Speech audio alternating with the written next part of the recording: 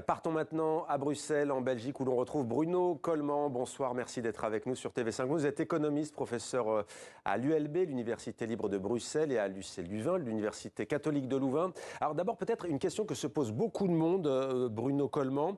Donald Trump parle de réciprocité. Il a cité des chiffres qui en ont surpris plus d'un. Il dit par exemple que l'Europe taxe à 39% les produits américains. Fausse information ou calcul fantaisiste? Non, c'est une information qui n'est pas correcte, d'autant plus que la balance des paiements avec les États-Unis est vraie, et c'est vrai, est excédentaire quand on prend uniquement les biens, mais quand on prend les biens et les services, c'est plus ou moins équilibré. Donc en fait, il est en train d'accabler l'Europe de mots qui n'ont pas été commis.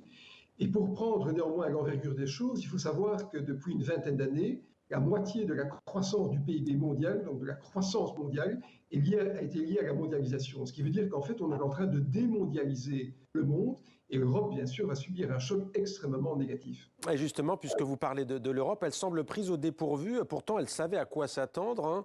Le risque, c'est quoi? C'est que certains fassent cavalier seul au lieu de parler d'une seule voix? Ah, il y a quelque chose de très important, c'est que la Grande-Bretagne est taxée moins que d'autres pays européens, ce qui veut dire qu'il y a peut-être une voie qui consiste à passer par le Royaume-Uni pour arriver vers les États-Unis, mais globalement, ça veut dire aussi que les États-Unis vont traiter de manière équivalente tous les pays européens, alors que certains auraient pu penser être traités différemment. Je pense par exemple à l'Italie et à la Hongrie. Et donc manifestement, c'est un choc important. Je crois que ce sera très difficile d'entrer dans une négociation parce que d'abord, les Européens ne sont pas d'accord entre eux, mais qu'en plus, Donald Trump donne l'impression de ne pas reconnaître l'Europe comme étant une entité Mais est-ce qu'elle fédérale. est prête, Bruno Coleman, l'Union européenne, pour cette guerre commerciale? Certains disent que l'Europe peut brandir entre guillemets l'arme atomique commerciale, ne plus acheter d'avions F-35, d'iPhone, taxer aussi les services numériques américains et les géants de la tech? Ça me semble tout à fait illusoire. D'abord, on a besoin d'armement américain, et puisqu'on doit se réarmer, et en fait l'armement est essentiellement américain, il y a d'autre part un autre danger, c'est que si on rentre dans une escalade commerciale, les Américains vont eux-mêmes alimenter cette escalade.